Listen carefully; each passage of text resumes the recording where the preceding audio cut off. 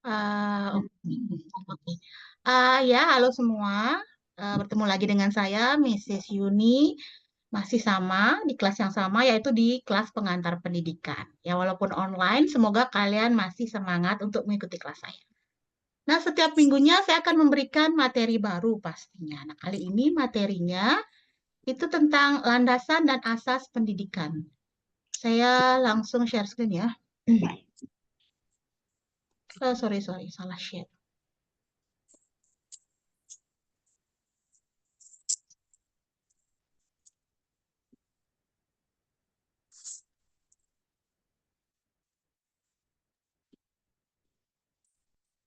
Oke, baik. Apakah terlihat slide-nya?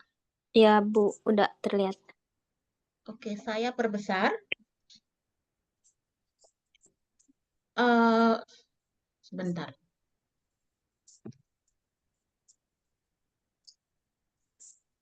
Biar terlihat jadi rekamannya, karena kemarin rekaman kalian itu tidak semua terlihat, hanya beberapa saja. Coba sebentar. Oke, ini saya coba biar terlihat ya, karena kemarin kan tidak begitu terlihat semua.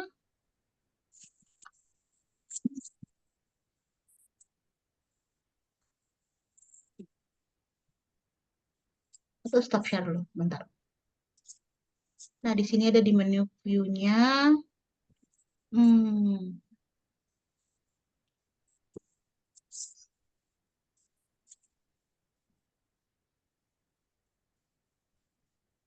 ya, ini galeri aja ya. Oke, oke, oke. Ya, saya ulang lagi share screen-nya.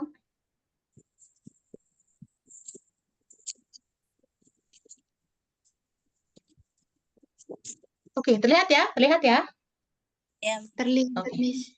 Ya, kita lanjut seperti yang saya sampaikan tadi. Hari ini kita akan mempelajari landasan dan asas pendidikan. Nah, itu berupa kerangka untuk praktik di mana lebih bermakna ya. kuliah online.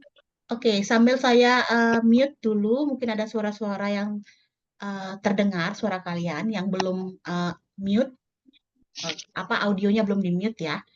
Jadinya saya off dulu, di mute dulu, biar tidak terganggu presentasi saya hari ini atau penjelasan saya hari ini. Oke, di pertemuan kali ini atau pada presentasi ini, saya akan menjelaskan 4 landasan pendidikan dan juga beberapa asas pokok, yang dimana asas ini membentuk kebijakan, rancangan kurikulum, dan praktik pengajaran di Indonesia pastinya. Kita belajar yang di Indonesia dulu. Kalau misalnya ada waktu mungkin yang di luar negeri. Tapi saya ahlinya di yang Indonesia dulu ya. Kemudian, sebentar ya, sebentar ya. Oke, sebentar ya. Ada telepon dulu, saya angkat.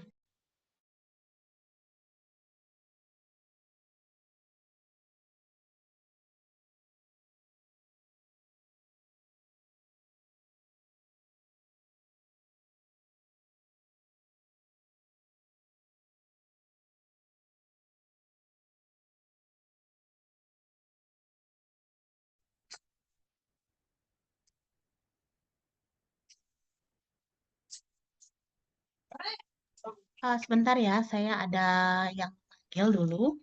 Saya stop share dulu. Mungkin kalian bisa ngobrol-ngobrol dulu ya, sebentar ya.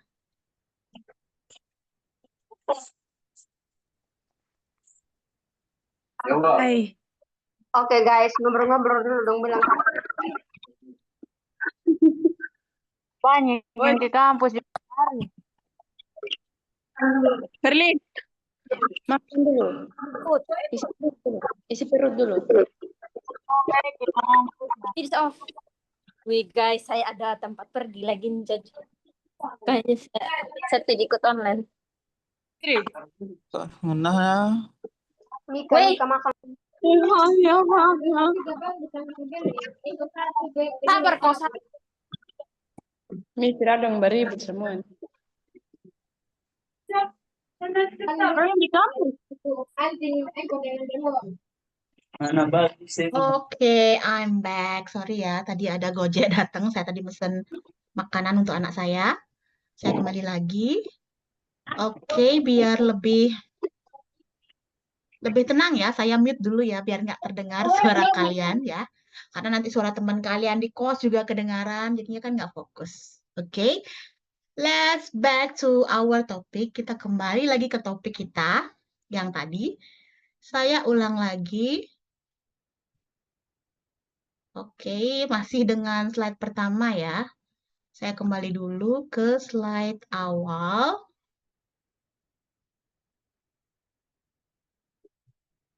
Oke. Nanti kasih tahu saya ya kalau misalnya slide-nya tidak terlihat. Oke. Nah, itu tadi. Nah, materi ini nanti akan ditujukan sebenarnya untuk pelajar, guru, dan mahasiswa pendidikan. Nah, di sini saya berfokus ke kalian, yaitu mahasiswa di bidang pendidikan, pastinya pendidikan bahasa Inggris utamanya. Oke, kita lanjut ke slide kedua. Nah, di sini kalian akan belajar tentang mengapa landasan pendidikan itu penting. Ya, namanya juga landasan. Harus kalau landasan sih hampir mirip dengan pondasi, tapi di bawahnya. Oke. Nah, di sini landasan pendidikan memiliki fungsi pastinya sebagai pijakan teoritis dan praktis. Nah, eh, di sini landasan tersebut memberikan arah. Kenapa memberikan arah? Biar tidak salah arah atau istilah eh, informalnya itu nyasar ya. Jangan sampai nyasar. Jadi harus diberikan arah atau guideline.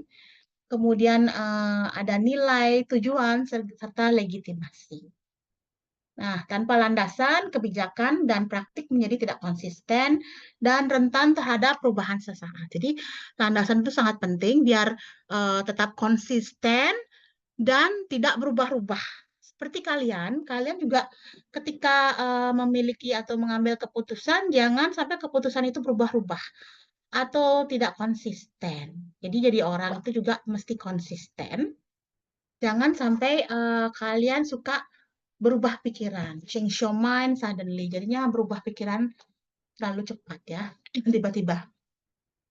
Nah, kayak landasan pesawat itu, kalau landasannya sudah bagus, jadinya pesawat itu bisa mendarat dengan baik ya, atau ya lebih mendarat dengan baik ya, seperti itu. Jadinya tidak akan keluar jalurnya. Kalau keluar jalurnya bisa terjadi kecelakaan. Ya, anggaplah seperti itu. Biar kalian tahu. Jadi sama dengan landasan pendidikan, jadi harus bagus biar tidak salah arah ya.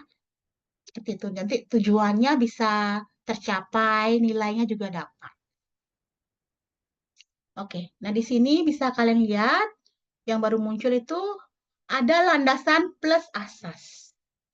Dan di mana akan menghasilkan arah jangka panjang. Mau dibawa kemana seperti itu arahnya. Kemudian plus pedoman operasional. Jadi pedoman yang pastinya dapat dioperasikan atau dapat diselenggarakan atau dilakukan atau direalisasikan seperti itu ya. Oke, lanjut kita ke slide berikutnya. Sepertinya kali ini slide-nya tidak terlalu banyak ya.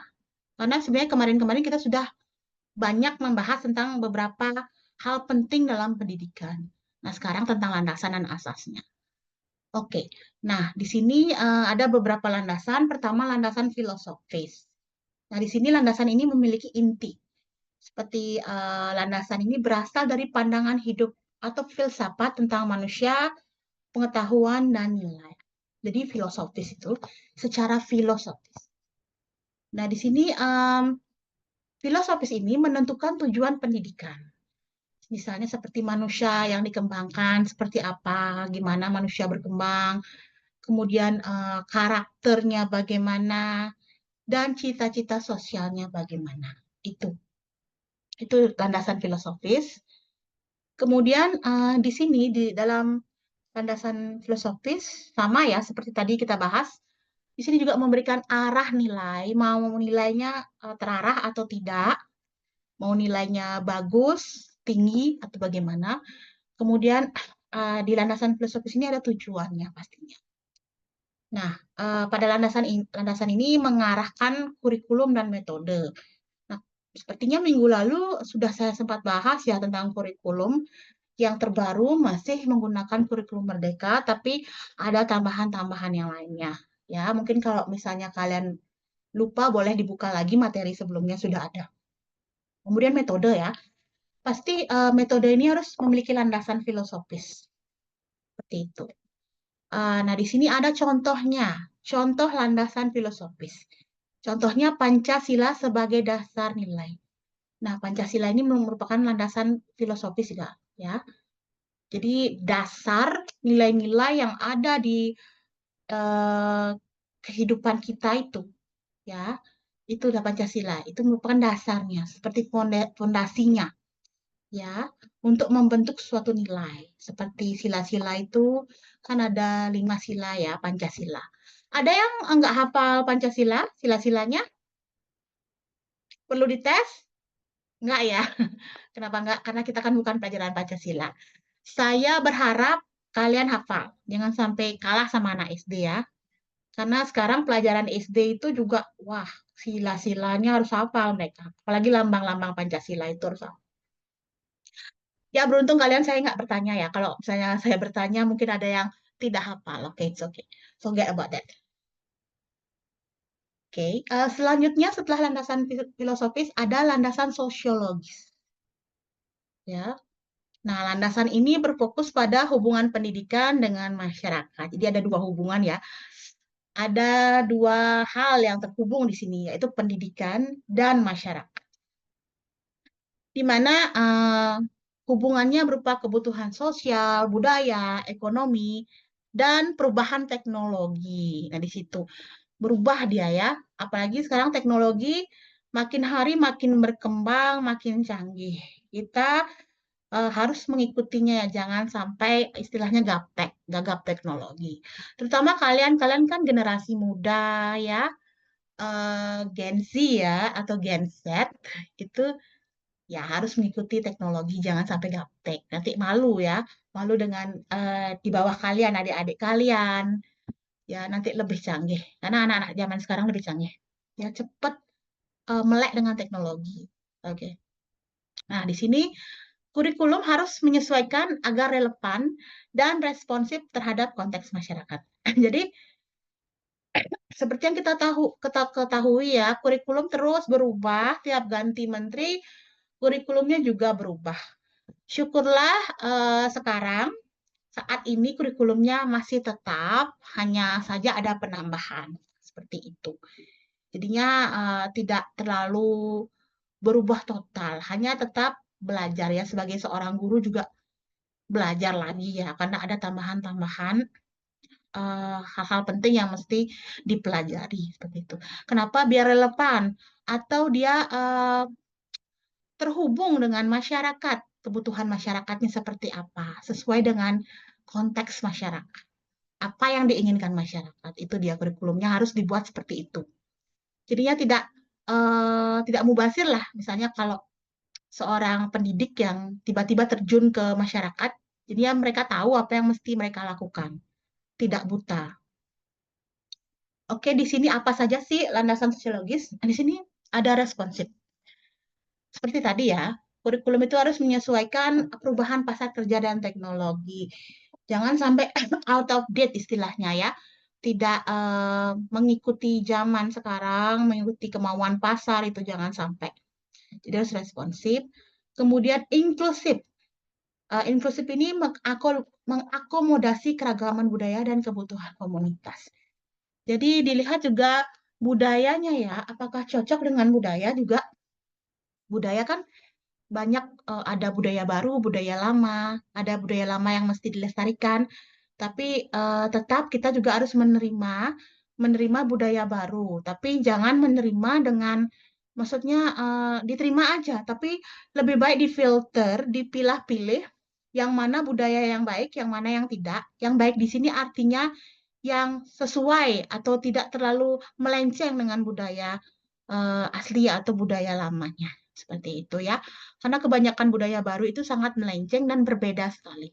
Kita bisa ambil yang positif dan buang yang negatif seperti itu. Jadi tetap kita melestarikan budaya kita, tapi kita juga tidak menolak budaya baru. Ya. Jangan sampai budaya lama terbuang, kemudian langsung menerima budaya baru begitu saja ya, tanpa memfilternya. Nah, kemudian selain itu ada kebutuhan komunitas. Jadi, kebutuhan komunitas itu harus dipenuhi juga. Jangan sampai juga hanya kebutuhan satu komunitas saja, tapi kan komunitas banyak, jadi harus dipenuhi itu semua. Oke. Nah, selanjutnya ada sebentar. Ada relevan global. Menyeimbangkan dengan nilai lokal dan kompetensi abad ke-21. Nah, di kompetisi abad 20 ke-21 ini ada salah satunya teknologi juga. Ya, mungkin nanti kalian bisa search apa saja sih kompetensi abad ke-21, itu banyak sekali. Tapi hari ini mungkin kita tidak bisa membahas ya karena itu perlu panjang. Nanti kalau ada waktu mungkin di minggu depan atau minggu berikutnya saya akan jelaskan. Nah, berarti antara nilai lokal dan kompetensi abad ke-21 itu harus seimbang. Jangan sampai, sebenarnya mirip dengan tadi, dengan budaya ya. Jangan sampai nilai lokal yang ada di budaya itu tergerus atau hilang akibat perubahan di abad 21 ini. Jadinya tetap kita lestarikan, kita jaga nilai-nilai lokal, tapi tetap juga kita mengikuti perkembangan zaman. Seperti apa yang mesti kompetensi yang diharapkan pada abad 21 ini. Dan salah satunya itu teknologi. Itu harus kompetensi yang harus dimiliki oleh orang-orang zaman sekarang atau anak muda atau generasi muda saat ini. Yaitu tadi landasan sosiologis, kemudian kita lanjut ke landasan psikologis. Ya, atau psikologis. Nah, di sini landasan psikologis itu berbasis teori perkembangan dan proses belajar. Bagaimana berkembangnya, teori-teorinya bagaimana, kemudian proses belajarnya bagaimana. Nah, fungsinya ini menyesuaikan strategi pengajaran dengan usia. Maksudnya, kan strategi pengajaran itu tidak sama ya. Maksudnya tidak bisa digunakan untuk semua usia. Tergantung usianya. Misalnya untuk anak usia dini atau untuk anak-anak itu beda strateginya dengan ketika kita mengajar orang dewasa. Jadi harus dibedakan. Tapi kadang ada juga strategi pengajaran yang bisa diterapkan untuk anak-anak ataupun dewasa. Itu bisa ada. Kemudian di sini juga disesuaikan dengan kemampuan anak itu disesuaikan. Jangan kita memaksakan siswa atau peserta didik itu untuk sesuai dengan kemampuan kita ya. Atau misalkan anak-anak itu ya, atau siswa-siswa itu di dalam satu kelas itu tidak mungkin kemampuannya sama. Ada yang kemampuannya lemah, ada yang kemampuannya tinggi, ada yang levelnya low, ada yang levelnya intermediate ya. Intinya ada yang ahli seperti itu ya kemampuannya. Jadinya jangan disamakan kemampuan setiap siswa itu. Mereka berbeda. Jadinya harus dikelompokkan ya, yang mana yang anak yang pintar, yang mana yang agak kurang. Kita jangan bilang bodoh atau tolol ya, jangan. Kurang, kurang. Kalau kurang, harapan kita bisa lebih baik dari kurang ya. Oke. Itu dia kemampuan, kemudian minat. Ini minat kan sebenarnya sudah sempat saya jelaskan beberapa minggu lalu. Ini minat juga penting ya. Minat itu harus disesuaikan dengan minat siswa. Apa sih kesukaannya dia? Kalau dia minat memasak, nanti pembelajarannya disesuaikan dengan minat mereka itu memasak. Kalau misalnya sukanya sport atau olahraga, ya disesuaikan dengan olahraga. Dan kalau ada yang anak-anak atau siswa yang suka kesenian, ya coba disesuaikan dengan kesenian, yaitu di mana topik-topik pembelajaran itu berhubungan dengan seni. Nah, kalau sudah berhubungan dengan seni atau disesuaikan dengan minat mereka, otomatis materi yang diberikan akan masuk ke otak mereka, karena mereka sekaligus mempelajari apa yang mereka suka.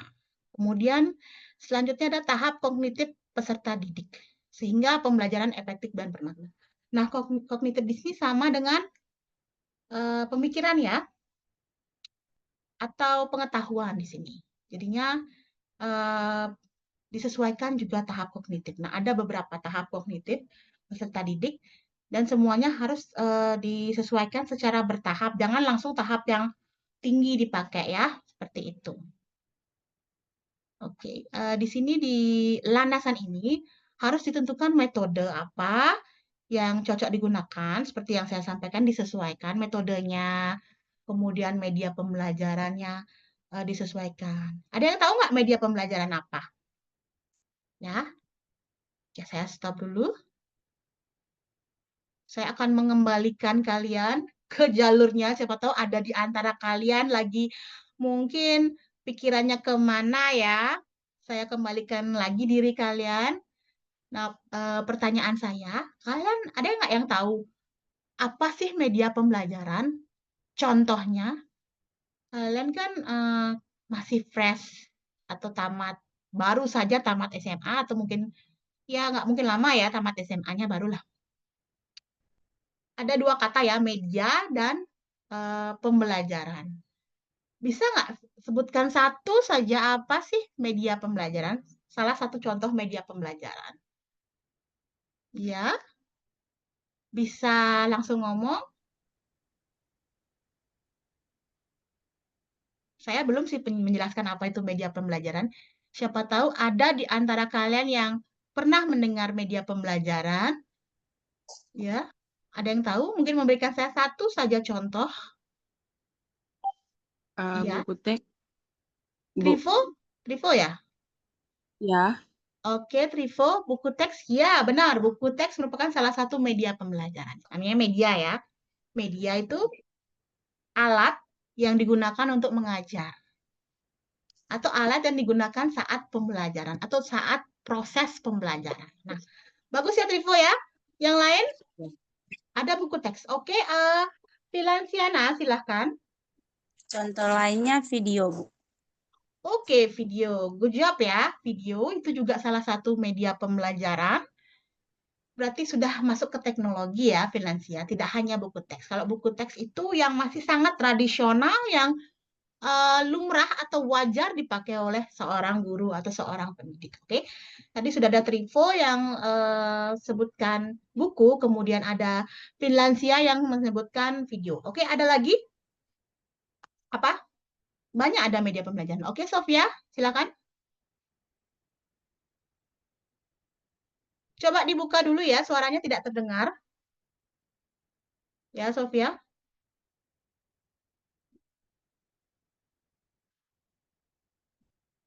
Ya, apa saja lagi ada buku, ada video ya, Sofia? Contoh game, Miss. Apa ya? Game. Oke, game ya. Good Game. job. Game? Game ya? Game. Oke, Ya. oke, thank you, thank you. Ya, benar-benar.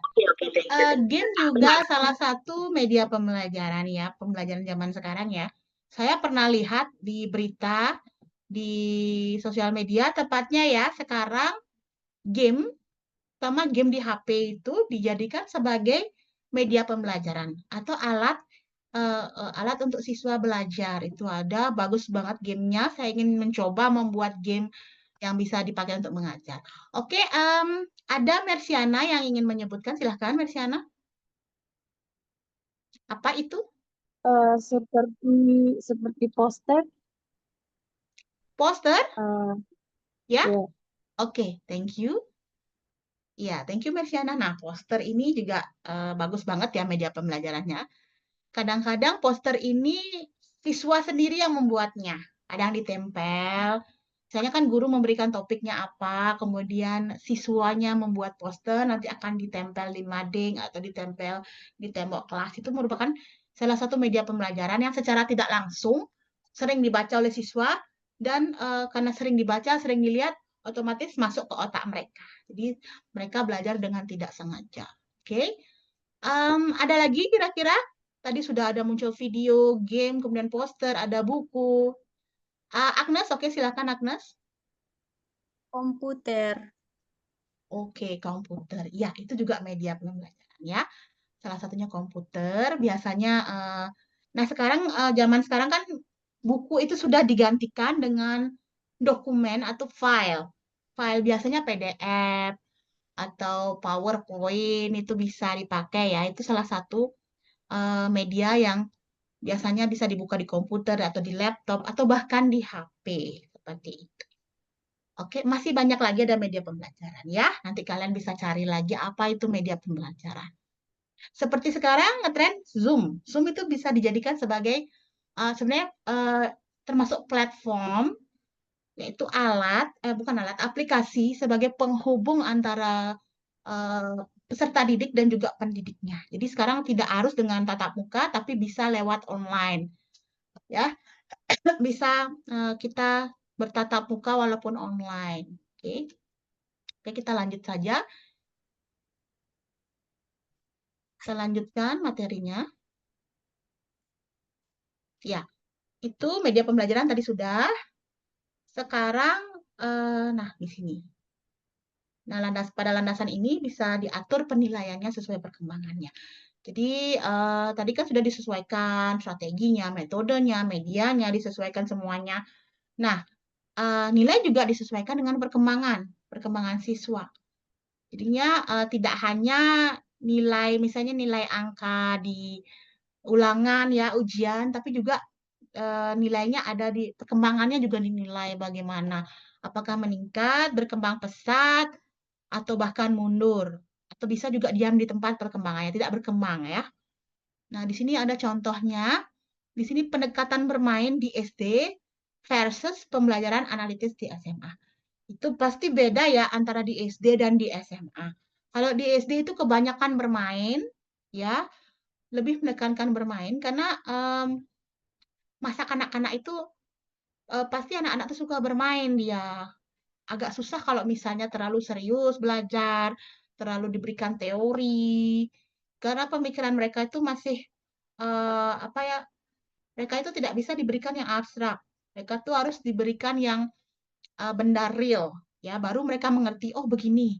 Misalnya saat pembelajaran matematika atau belajar matematika ya, misalnya belajar pecahan ya. Kalau mereka dikasih tahu misalnya seperempat, setengah itu kalau cuma berupa angka, mereka pasti bingung, nggak bisa membayangkan. Tapi kalau misalnya dikasih semangka, kemudian semangkanya dipotong, dibagi dua, itu namanya setengah, baru mereka paham. Karena mereka melihat benda aslinya ya, kalau mereka cuma membaca saja gitu, mereka nggak akan mudah masuk ke otak mereka. Jadinya harus harus mengajarkan sesuatu yang real, jangan yang abstrak. Itu dia. Oke, lanjut. Jadi kalau di SMA lebih perkembangannya kan meningkat, kemudian kognitifnya juga lebih levelnya lebih tinggi. Jadinya mereka sudah mulai belajar sesuatu yang abstrak. Mereka dengan teks mereka memahami sesuatu. Tidak harus mereka diberikan gambar atau ya video itu tidak mesti. Mereka kan punya pemikiran lebih kritis dibandingkan anak SD. Oke. Kita lanjut ke slide berikutnya. Ya, selanjutnya ada landasan yuridis. Nah, di sini berhubungan dengan hukum biasanya. Oke, apa saja? Nah, seperti tadi ya, yang saya bilang berhubungan dengan hukum. Nah, di sini ada dasar hukum yang memberikan legitimasi dan kerangka kerja formal. Ya, legitimasi itu memiliki seperti power ya, kekuatan ya, kekuatan yang legal yang bisa memperkuat landasannya ini. Nah, contohnya kan Undang-Undang Nomor 20 Tahun 2003 tentang Sistem Pendidikan Nasional yang dimana mengatur hak, kewajiban, dan struktur sistem pendidikan. Jadinya pendidikan di Indonesia itu harus sesuai dengan undang-undang ini. Ya, jika tidak itu tidak sesuai dengan landasan yuridis yang ada di Indonesia. Jadi semuanya harus berjalan sesuai dengan undang-undangnya karena semuanya sudah diatur oleh undang-undang ini ya. Oke, lanjut. Nah, di sini seperti yang kalian lihat. Oke, peraturan ini bisa memastikan standar minimum, mau yang standarnya seberapa sih minimumnya, yang minimum itu paling kecil, kemudian seberapa yang paling besar. Kalau yang maksimal tidak ditentukan ya, hanya yang minimum saja. Seperti misalnya nilai. nilai terkecil atau nilai KKM kan ditentukan 75. Itu sudah ada undang-undangnya. Kemudian akuntabilitas ya yang bisa dinilai, bisa dihitung itu. Kemudian pembiayaan pendidikan. Nah, itu juga diatur seberapa biayanya itu diatur ya. Itu kita sih tidak membahas secara detail tentang pembiayaan karena ini berhubungan dengan ekonomi. Kita masih yang basic, masih yang dasar kita pelajari.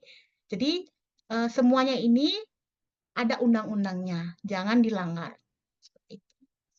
Ya.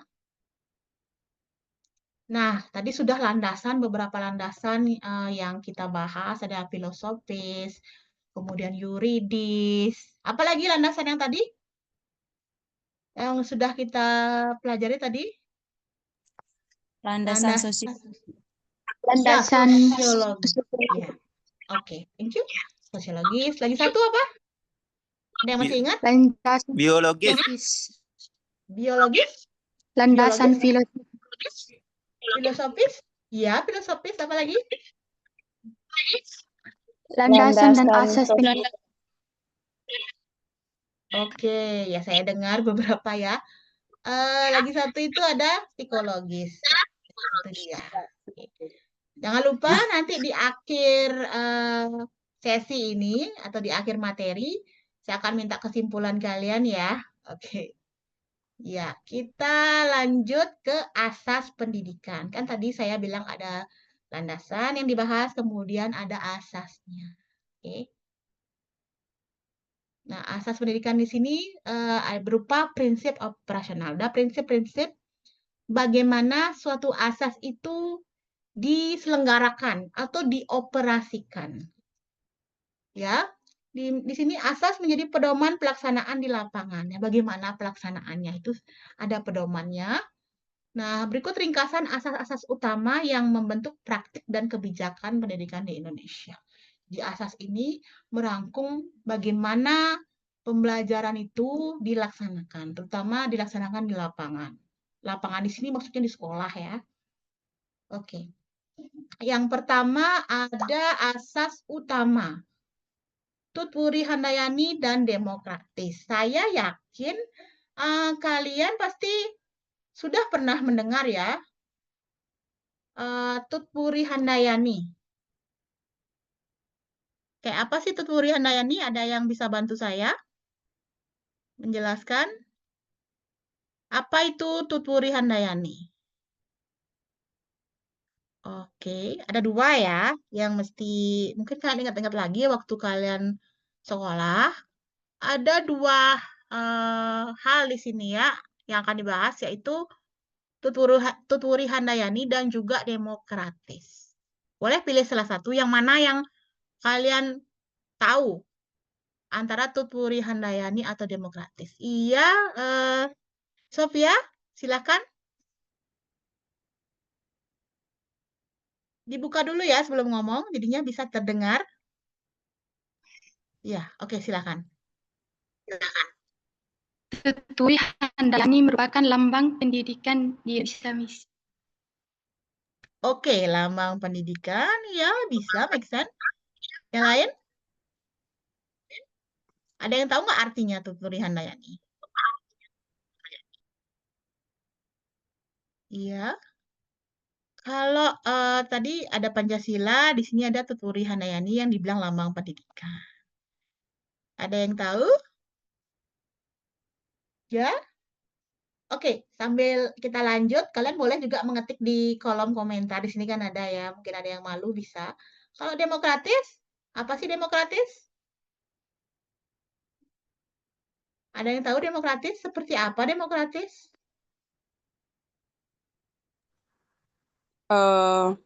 Iya, Trivo ya? Oke.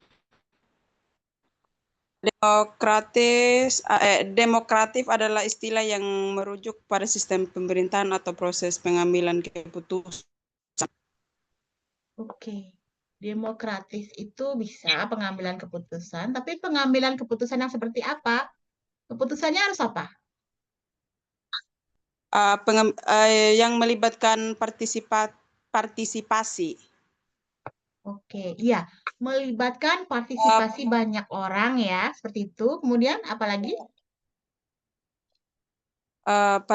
Partisipasi warga negara dalam proses politik atau pemilihan umum yang bebas dan adil. Itu Oke, saja. iya. Bagian terakhir yang penting adalah adil. Ya, setiap keputusan harus melibatkan semua warga dan harus adil. Seperti kalian tahu nggak pemilihan umum? Pasti kalian sudah cukup umur ya waktu itu untuk memilih wakil, maksudnya memilih pemimpin kita, presiden, kemudian mungkin Dewan Perwakilan DPR ya. Tapi saya tidak akan membahas tentang politik. Yang jelas Indonesia itu adalah negara demokratis yang dimana pemerintah itu mendengarkan aspirasi dari rakyat. Ya begitu ya ceritanya. Lagi-lagi saya tidak membahas politik ya. Kalian bisa menilai sendiri apakah memang benar sudah demokratis atau tidak. Oke. Kita lanjut ke materi. Oke, masih dengan Tutpuri Handayani. Oke. Nah, di sini Tutpuri Handayani itu prinsip hubungan guru-murid, memberi teladan, membangun semangat, dan memberi dorongan ke mandiri. Itu dia. Merupakan prinsip yang berhubungan dengan guru dan murid. Hubungan ya antara guru dan murid di situ. Di mana guru memberikan teladan, memberikan contoh bagaimana sikap teladan itu, kemudian membangun semangat siswanya, kemudian guru mendorong siswanya untuk lebih mandiri yang tadinya tidak bisa menjadi bisa. Seperti itu ya. Kemudian asas demokratis dan berkeadilan. Tadi sudah disebutkan oleh Tripo, adil itu. Ya. Nah, di sini kalau di dunia pendidikan, maksudnya kesempatan pendidikan setara tanpa diskriminasi, akses dan hak diprioritaskan. Maksudnya di sini semua warga negara memiliki kesempatan yang sama, entah dia dari daerah, dari kota, desa, daerah terpencil, kaya, miskin, kemudian tidak peduli dengan kasta, semua harus memiliki kesempatan yang sama, harus bersekolah ya. Kalian tahu nggak sampai kelas berapa sih wajib pendidikan itu? Maksudnya sampai usia berapa sih wajib pendidikan itu? Maksudnya siswa itu bersekolah sampai umur berapa? Yang wajib berapa? Kan ada SD, SMP, SMA. Kalau sekarang sampai kelas berapa sih yang wajib? Maksudnya seorang anak itu atau seorang siswa itu wajib sampai kelas berapa tamat? Ada yang tahu? Pendidikan wajib berapa tahun? Sampai sampai berapa? SMP? SD? Kalau dulu ya, Trivo sampai kelas berapa pendidikan yang wajib itu? SMP? SMA? SMA, Bu. SMA. Oke, Awan, thank you ya. Ya, kalau dulu ya pendidikan 9 tahun sampai 9 tahun, gitu kan. Kalau sekarang ya sampai SMA. Apalagi sekarang lebih dianjurkan untuk sampai kuliah. Ya, seperti saat ini banyak daerah atau provinsi atau pemimpinnya yang menerapkan pendidikan, maksudnya pendidikan sampai kuliah, ya kuliah. Banyak ada beasiswa seperti saat ini ada beasiswa Pemprov Bali ya di mana diberikan gratis biaya untuk kuliah bagi siswa atau mahasiswa yang di satu keluarga, dalam satu keluarga itu belum ada yang tamat S1 atau belum meraih gelar S1 di dalam satu keluarga ya. Dalam satu kakak itu belum ada siapapun di sana yang berpendidikan S1. Itu kalau ada seperti itu diberikan beasiswa. Jadi lebih meningkatkan minat masyarakat untuk berkuliah atau melanjutkan ke jenjang pendidikan yang lebih tinggi seperti itu ya. Jadi banyak yang diberikan banyak kesempatan oleh pemerintah saat ini tanpa ada diskriminasi seperti tadi ya. Jadi semuanya adil. Itu harapannya. Semoga terrealisasi. Oke. Itu tadi. Kemudian nah, kalau tadi sudah asas utama yang pertama Tuturi Handayani dan demokrasi ya atau demokratis. Nah, sekarang asas utama yang kedua adalah partisipasif, relevansi, kemandirian, dan berkelanjutan. Seperti apa sih? Nah, yang pertama partisipatif. Nah, di sini peran keluarga, masyarakat, dan pemerintah itu sangat penting, terutama dalam penyelenggaraan pendidikan. Jadi semua ikut berpartisipasi. Tidak hanya keluarga, tapi masyarakat dan juga pemerintah. Nah, kalau misalnya salah satu tidak mau berpartisipasi, nggak mungkin berjalan ya, atau nggak mungkin terselenggara dengan baik pendidikan itu. Nah, kemudian ada relevansi. Ya, dari kata relevan, ya pasti harus berhubungan. Nah, di sini materi dan kompetensi diselaraskan dengan kebutuhan peserta didik dan dunia kerja. Sama tadi relevan harus sesuai ya, harus terkait juga. Kemudian kemandirian dan kreativitas. Di sini siswa itu ditumbuhkan kemampuan berpikir kritis, lebih logis. Kritis itu lebih sensitif dia ya, tidak hanya menerima ilmu seperti ini, tidak. Dia berpikir dulu, apakah ilmu ini benar atau cocok, seperti itu. Kemudian kreatif, lebih kreatif ya, meningkat kreativitasnya. Kemudian inisiatif, punya inisiatif, seperti itu. Ya, lanjut berkelanjutan. Jadi kalau istilahnya long life education, jadinya kalian belajar itu tidak putus, maksudnya belajar terus sampai akhir hayat. Sepanjang kalian hidup, kalian terus belajar. Jadi tidak hanya sampai S1 ya, jenjang S1, S2, S3, tidak. Seterusnya sampai kalian meninggal juga tetap belajar. Tapi mungkin bedanya belajarnya tidak di institusi atau di sekolah atau di kampus, tapi belajar dari kehidupan. Seperti itu sih ya. Jadi pendidikan itu prosesnya panjang sampai akhir hayat kalian, itu sampai kalian meninggal itu tetap kalian belajar. Ya, istilahnya again and again. Terus ya. Tidak stop sampai kalian sampai di sini ya. Terus nanti setelah kelas saya juga kalian belajar lagi ya dengan kelas selanjutnya dengan Pak Roni. Oke. Kita sudah sampai kesimpulan ya. Mungkin ada beberapa yang senang ya. Wah, sudah.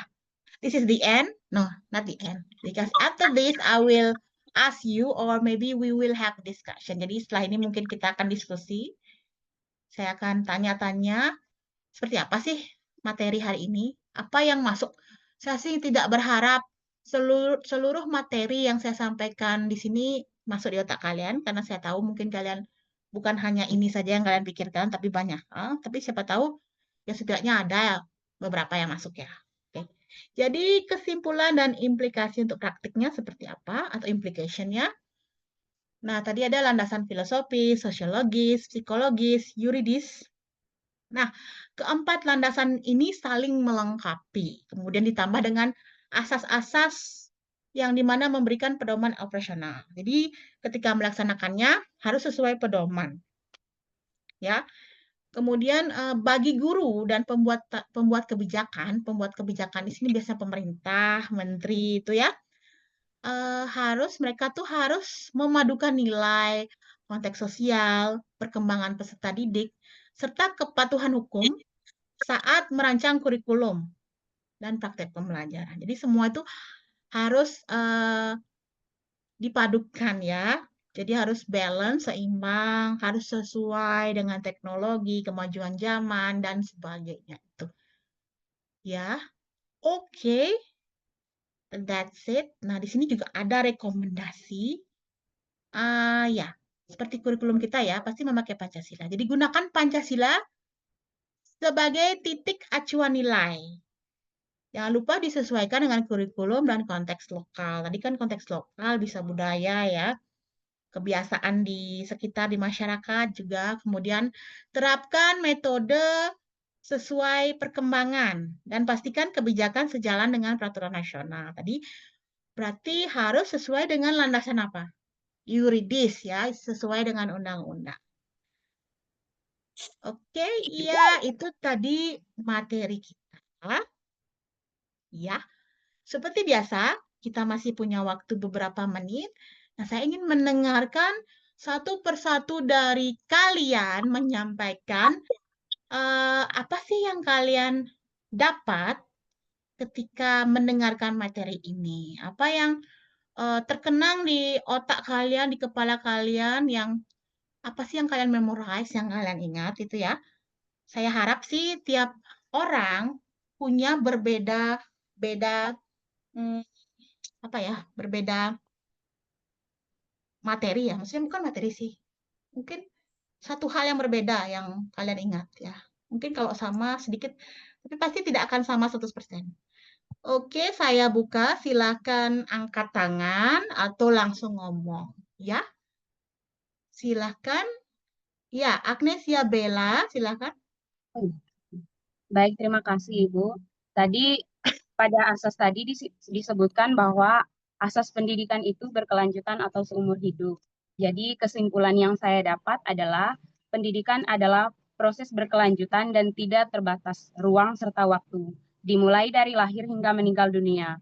Tujuan utamanya adalah untuk mengembangkan potensi diri dan adaptasi terhadap perubahan zaman. Pendidikan ini berlangsung di mana saja, baik dalam lingkungan formal ataupun informal. Saja itu. Oke, lengkap sekali ya, seperti merangkum ini. Siapa tadi? Agnesia. Oke, thank you Agnesia. Mungkin ada yang punya kesimpulan lain, atau mungkin kalian mendengarkan atau punya pendapat yang berbeda, seperti itu. Atau mungkin tadi jawabannya si Agnesia ada yang perlu ditambahkan, boleh ya, kita saling menambahkan, sehingga setidaknya kita istilahnya mereview kembali, mengulang kembali. Jadi apa yang saya berikan, apakah tersampaikan sama atau berbeda? Oke, silahkan. Who's next? Siapa? Ya, silahkan. Ini semua terekam ya. Mungkin saya belum mengirimkan videonya ke kalian ya, tapi terlihat tampang-tampang kalian.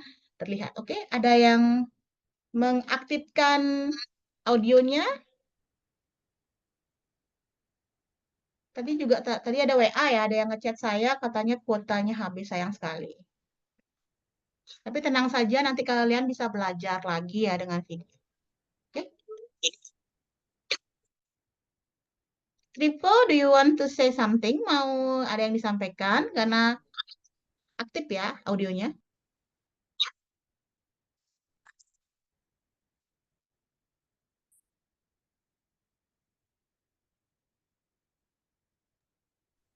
Oke, ayo cari nilai ya. Semakin aktif kalian bicara, menyampaikan pendapat, menyampaikan kesimpulan, atau berkomentar, itu akan semakin bisa saya mengenal kalian, semakin ingat saya. Oh, ini namanya tadi Agnesia sering muncul, ada tadi siapa? Sophia ya, yang sering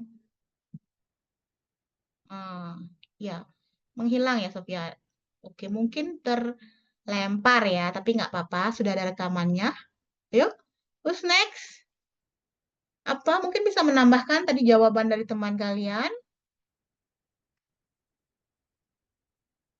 Mungkin karena materinya sedikit ya tadi ya, jadinya kayak angin lalu aja. Apa ya tadi? Atau mungkin ada yang mau bertanya. Oke, Sofia ya. Sofia kembali. Silahkan. Ini sering angkat tangan. Saya ingat siapa yang sering angkat tangan, siapa yang sering ngomong, itu saya ingat. Oke, silahkan. Diaktifkan ya. Mic-nya atau audionya diaktifkan. Oke, thank you. Terima kasih Miss atas kesempatannya. Di sini saya mau sharing tentang asas demokrasi dan asas demokrasi. Asas demokrasi dan berkeadilan kesempatan pendidikan yang setara. Jadi demokrasi ini membuat kita tidak memandang orang lain itu dari ras, dari pendidikan, dari pengetahuan atau dari warna kulit. Jadi dengan demokrasi ini kita bisa mampu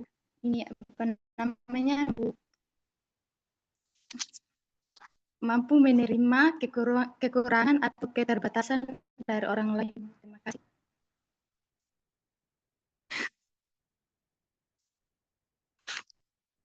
Oke, itu saja ya Sofia ya. Terima kasih ya. Berarti Sofia menyimak karena sebenarnya kan tadi tidak ada di layar ya, tapi dia menyimak apa yang saya sampaikan ya. Jadi demokratis di sini kan maksudnya kesempatannya bagi semua orang sama, adil, tidak memandang ras seperti tadi ya, kulitnya putih, kulitnya hitam, kastanya kasta apa, kasta tinggi atau kasta rendah nggak ada. Miskin kaya sama semua ya. Tapi mungkin kalau bagi yang kaya mungkin ya dari fasilitasnya berbeda, tapi kan tetap ilmu yang didapat sama, hampir sama. Oke. Ada lagi? Sudah berapa hal yang dibahas? Mungkin ada yang belum dibahas, mungkin ada yang bisa menambahkan apa yang belum disampaikan teman-temannya. Saya minta yang berbeda ya, berbeda. Kenapa? Karena sekalian saling belajar kalian, saling mengingatkan. Kalau ada satu yang mendengarkan begini, mungkin satu lagi temannya yang mendengarkannya beda. Oke. Saya perlu lagi 3 orang. Tadi sudah 2 orang ya, 3 orang lagi. Kalau sudah lagi 3 orang yang menyampaikan apa yang dia dengar, apa yang dia pelajari pada meeting ini tuh, setelah itu selesai ya. Setelah itu kita tutup kelasnya. 3 orang, saya butuh 3 orang mahasiswa untuk menyampaikan materi ya, atau mereview materi yang sudah dipelajari saat ini atau pada pertemuan kali ini. Oke, siapa tadi? Silahkan, terutama bagi yang sama sekali belum speak up, belum bersuara, kan punya suara ya? Pasti kalian punya suara, suaranya bagus-bagus, pendapatnya bagus. Nah, kalian kan mahasiswa ya, pasti harus lebih berpikir kritis. Kalian juga jangan hanya menerima materi saya, tapi coba kembangkan, coba cari mungkin hal yang bisa kalian mencari kelemahannya apa ya, kok belum dijelaskan seperti ini, kok saya rasa penjelasannya Miss Yuni kurang ya, kurang tepat ya, apa bisa nggak apa-apa. Nah, inilah demokratis juga, saya memberikan kalian kesempatan untuk beropini atau berpendapat ya. Jangan percaya dengan siapapun termasuk saya ya. Seperti itu. Ayo sampaikan. Kalian hidup di negara yang demokratis, masih bebas berpendapat, tidak terkekang, tidak dibungkam mulutnya, pendapatnya. Oke, saya perlu 3 orang lagi. Setelah itu kita tutup kelasnya. Ya. Nah, mungkin bagi yang lapar bisa makan habis ini, bisa minum, bisa rebahan dulu sambil nunggu kelas berikutnya. Ayo. Lebih cepat, lebih baik. Yawan, oke Yawan, silahkan. Oh, Iya. Oke, yang lain tunggu dulu ya. Silahkan Yawan.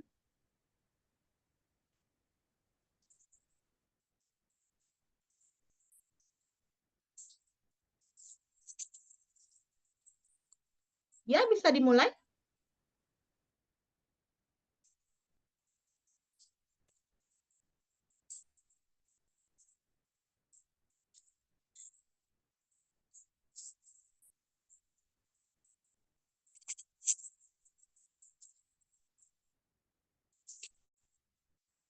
Ayo, kenapa? Ada gangguan kah? Atau tiba-tiba Yawan lupa, hilang ingatan? Jaringan.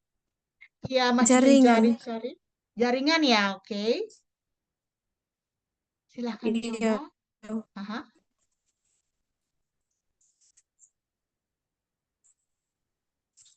Oke, nanti yang lain Michael Malo tunggu dulu ya, sabar ya. Temannya masih berusaha melawan atau ya, mungkin tunggu dulu ya. Tunggu dulu ya si Mi. Oke. Yawan, kita keep dulu ya sebentar. Jeda dulu. Sudah bisa ya? Sudah bisa Yawan? Iya, Bu. Oke, coba. Silakan.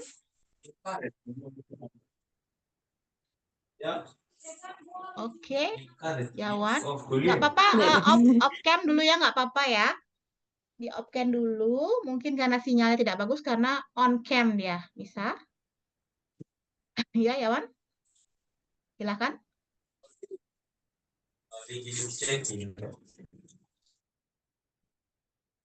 Oke, ya, Yawan mungkin nanti ya.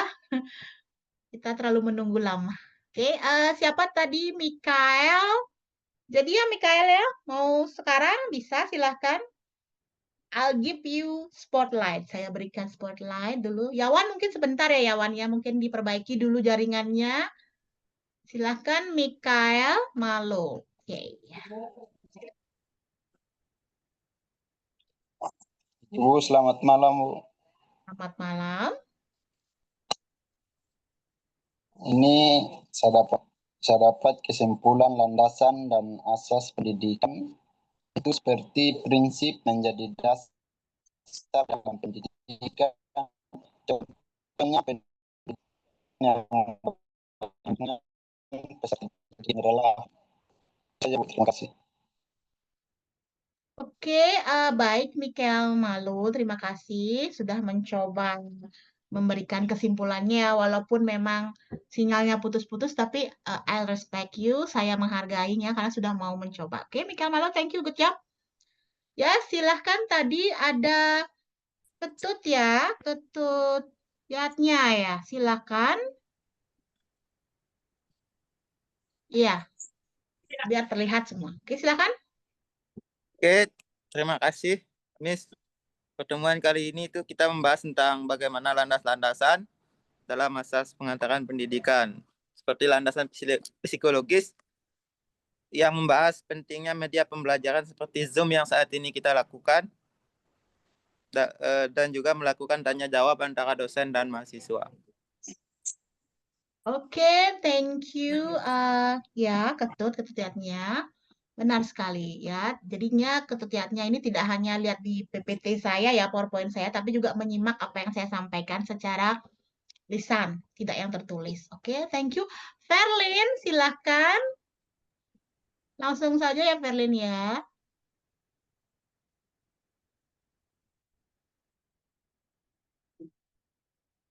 Bisa diaktifkan audionya sebelum bicara. Oke, mungkin ada yang menemani itu. Ya, Verlin silahkan. Cepat ya. Ya, Bu. Oh, ini suaranya udah ya? Sudah, silakan. Oh ya. Ya, maaf nih, saya baru masuk tadi soalnya ada apa? Paketan habis soalnya. Oh iya, yang penting berusaha ya. Sedikit Coba dapat masuk. informasi penjelasan dari Ibu. Saya mau tanya sedikit tentang kebebasan berpendapat dalam pendidikan. Yang menjadi pertanyaan, mengapa kebebasan berpendidikan penting di negara demokrasi, dan bagaimana kebebasan tersebut dapat mendorong siswa untuk berpikir kritis, berani mengemukakan ide, serta menghargai pendapat orang lain. Terima kasih, Bu. Oke, wah, thank you ya. Saya diberikan pertanyaan. Oke, saya dengar tadi kebebasan berpendidikan. Bagaimana kebebasan berpendidikan itu bisa membuat siswanya atau peserta didiknya itu semakin kritis ya. Ya, Ya, otomatis. Kenapa bisa mereka berpikir kritis ya? Karena mereka diberikan kebebasan, diberikan kesempatan, diberikan waktu. Jadinya mereka itu bisa explore, mereka bisa menggali pendapat mereka bisa memberikan pokoknya pendapatnya bebas, tidak ada terkekang, misalnya dilarang, jangan kamu berpendapat begini, jangan kamu tidak setuju, gitu kan dikekang ya. Jadinya otomatis pemikirannya itu kayak terpendam dia ya, apa yang dia mau terpendam. Tapi kalau misalnya diberi kebebasan, otomatis mereka itu bisa bertanya apa yang mereka inginkan, mereka lebih istilahnya kepo ya, lebih curious, bisa lebih pingin tahunya lebih tinggi ya, ingin tahu ini kok bisa begini, kok bisa begitu, seperti itu. Kemudian mereka juga tidak misalnya apa seperti yang saya sampaikan, mereka juga bisa berpikir kalau misalnya salah, mereka bisa kasih tahu saya, kasih tahu peserta didiknya, oh Miss itu sepertinya kurang tepat. Nah itu juga kan diberi kebebasan, tidak dipersalahkan. Biasanya kalau kurang demokratis itu apapun pendapat siswanya pasti dibilang salah. Misalnya, itu salah, yang kamu jawab salah, kurang tepat, seperti itu. Nah itu tidak demokratis. Demokratis itu di mana hubungan antara peserta didik dan juga siswanya berjalan dengan baik. Misalnya siswanya mendengarkan apa yang disampaikan oleh gurunya, kemudian gurunya mendengarkan apa sih keinginan dari siswanya, mendengarkan pendapatnya. Misalnya seperti ini ya. Miss, sepertinya terlalu banyak tugas yang diberikan. Boleh kalian memberikan pendapat seperti itu, menyampaikan seperti itu boleh, tapi asalkan dengan alasan yang logis. Misal, Miss, saya tugasnya banyak dari beberapa mata kuliah gitu. Saya rasa kalau misalnya saya memaksakan mengerjakan tugas banyak ini, nanti hasilnya tidak maksimal. Mungkin bisa tugasnya lebih sedikit ya, tapi jangan terlalu dikurangi. Mungkin dari 5 tugas bisa setengahnya lah, Miss, gitu kan. Itu kan nggak apa-apa ya, itu berpendapat seperti itu, bisa kalian. Bisa kalian bergain, maksudnya kalian tawar-menawar itu boleh. Tidak hanya dijual beli, tapi pendidikan atau perkuliahan juga boleh kalian tawar-menawar. Kalian punya pemikiran, kalian punya ide, sampaikan. Nah, itulah hal yang demokratis. Nah, dari mereka bisa bebas berpendapat, pasti kan bisa berpikir kritis. Jadi itu ya, bebas kebebasan pendidikan atau berpendidikan. Jadi berpendidikan yang bebas. Oke, bagaimana Perlin? Sudah puas dengan jawaban saya? Boleh bilang nggak puas ya, boleh ya. Jangan takut sama saya. Kalau misalnya, kok saya nggak setuju ya sama Miss ya, boleh, boleh, boleh. Yang lain mungkin gimana? Kira-kira? Pas, puas sekali. Pas. Oke, Tetap thank you ya puas. Perlin ya. Ya, Bagus ya. Saya senang kalau banyak pertanyaan. Semoga saya bisa jawab. Tapi saya kan manusia ya, mungkin kadang-kadang mungkin jawabannya kurang pas. Nggak apa-apa. Bilang aja, oke. Okay. Oke, apa sudah 5 ya? Ya, kalau sudah mungkin kita bisa akhiri kelas ini ya. Kalian bisa beristirahat sejenak. Mungkin ada yang lapar, makan dulu, minum dulu ya. Nanti bisa lanjut ke kelas berikutnya. sebelumnya Miss minta maaf ini apa kesenian. Halo. Ya, Gusti, how are you? Iya. I'm doing well, Miss. How about you? Wih, I'm fine, thank you. Wah, masih pakai bajunya ya. Nah, ini Gusti salah satu alumni ya, alumni kita. Ya, thank you ya. Perlin sudah diajak kuliah di sini ya, jadi bisa mengikuti kelas kita. Oke. Ya, terima kasih. Nah, di sini juga walaupun sudah alumni si Gusti ini, tapi tetap hubungannya berjalan dengan baik ya, berjalan dengan baik. Banyak hal yang masih saya ingat, kenangannya saat perkuliahan juga masih saya ingat. Itu juga. Jadi harus terjalin ya tetap walaupun sudah berpisah, sudah tamat, tapi Gusti tidak melupakan alma maternya yaitu Universitas Trijendra. Oke, saya rasa sekian dulu untuk hari ini ya. Terima kasih sudah join. Jangan lupa nanti absen. Sudah capture ya? Sudah screenshot hari ini? Sudah? Belum? Sudah, Bu. Oke, sudah ya. Mungkin nanti bagi yang lupa, boleh minta ke temennya. Siapa tahu ada tampangnya kelihatan. Oke ya.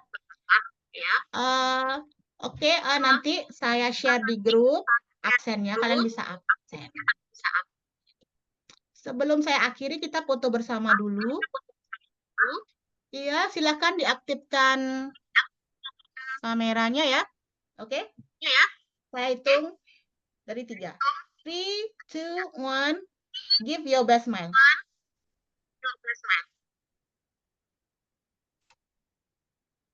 Oke, saya capture. Ya, senyumnya sudah senyum Pepsodent. Ya, semoga pertemuan berikutnya juga masih semangat ya, walaupun mungkin semakin susah materinya, tapi jangan sampai itu mematahkan semangat kalian untuk terus belajar. Oke, sekarang tanggal berapa ya? Tanggal 16 ya? Oke, sebentar. Saya simpan dulu, kemudian saya bisa share ke kalian. Oke, pengantar pendidikan.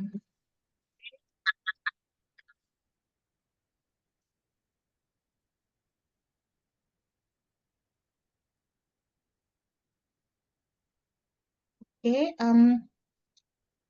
ya saya stop recordingnya. Saya